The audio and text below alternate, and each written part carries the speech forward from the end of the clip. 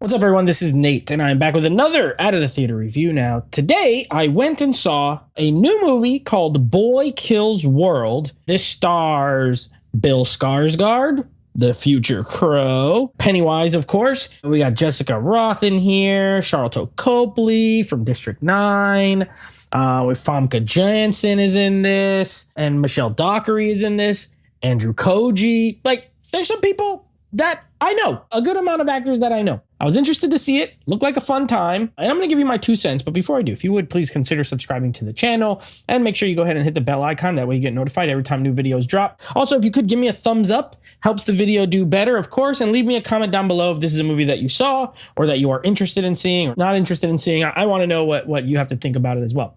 All right, so this is a movie that I'm very torn on. I'm very conflicted with for a couple of different reasons. Let's, of course, start with the positives. I really liked Bill Skarsgard in this. He plays a character, again, no spoilers, this is all in the trailer. He plays a character who is deaf and mute, so he doesn't talk throughout the whole movie, but there's a narration that goes throughout the movie.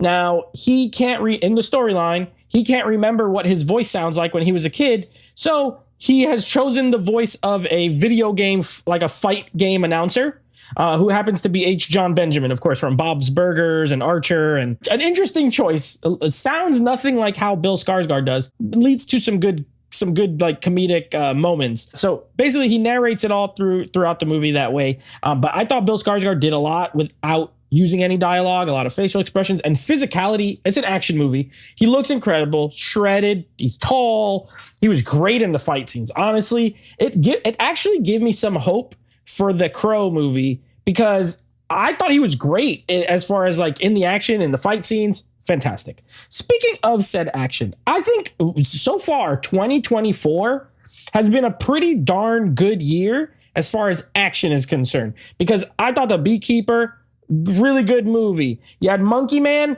I liked it a little less, but the action was good. Last week, Ministry of Ungentlemanly Warfare had great action. This movie has some really, really good action. And I think they mix in some fun into them.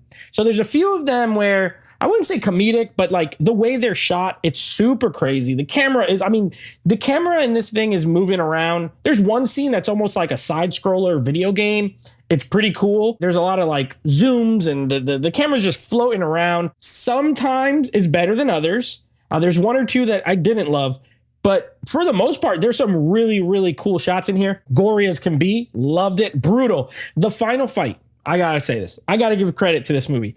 The final fight scene in this, it's between Bill Skarsgård's character, of course, and then the guy from The Raid. I don't know his name. I'm sorry. They showed it in the credits. The little guy from The Raid, the first Raid movie with the long, well, he's in the second one too, but the long hair, that dude, and he's such a beast. And these two fight, and I'm telling you, it's so bloody. It's so violent. There's parts where I was just like literally wincing because of like the brutality of it. And I loved it. I absolutely loved it. Been a while since we got a movie where it's literally the finale is just like, and I'm talking like big theatrical movie, where it's just like the good guy and the bad guy hand-to-hand martial arts style fight. So this movie has martial arts style fighting. It has a lot of gunplay, some interesting gunplay. There's a scene, there is a part where he gets it's almost like brass knuckles, but it has a gun built into it. So that has some pretty cool effects. So I thought the action scenes were fantastic overall. I thought the movie was shot really cool. There's a good amount of humor that worked for me, and I laughed. I will say it gets less funny as the movie goes on. Both like the jokes wear a little thin, but also they just stop telling jokes. Like most of the third act is pretty straightforward. And then as far as the story goes, this is where I had the most trouble, because I liked it. I was into it. I think the second act drags a little bit. What saves it is there's a really, really interesting kind of twist at the end.